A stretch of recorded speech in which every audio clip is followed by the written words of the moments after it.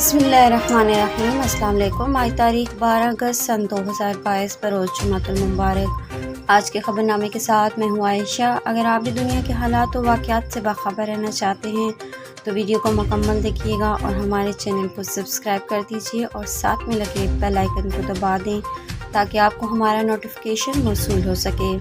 बढ़ते हैं ख़बरनामे की जानिब और शामिल करते हैं आज की पहली ख़बर। वफाकी वज़ीर तवानाई खुर्रम दस्तगीर का कहना है कि पाकिस्तान तहरीक इंसाफ PTI ने मुल्क को भारत से ज़्यादा नुकसान पहुँचाया। खुर्रम दस्तगीर ने कहा कि इमरान खान के चीफ ऑफ स्टाफ ने बगावत की। शहबाज गिल का बयान सबके सामने मौजूद है।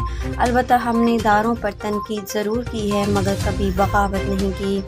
खुर्रम दस्तगीर ने कहा कि इमरान खान की जमात फाशिस्ट है जिसने पाकिस्तान को भारत से ज़्यादा नुकसान पहुंचाया है।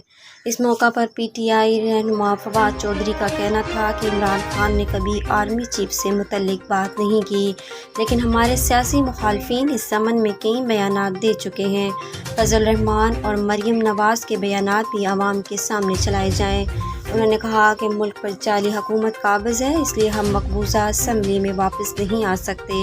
मौजूदा बहरान इलेक्शन के बगैर ख़त्म नहीं होगा। ताहम इमरान खान की कामयाबी के डर से इंतखाबात नहीं करवाए जा रहे। तक के लिए इतना ही। मज़ीद ख़बरों के लिए हमारे साथ रहिएगा और मुझे दीजिए इजाज़त। अल्लाह हाफ़िज़।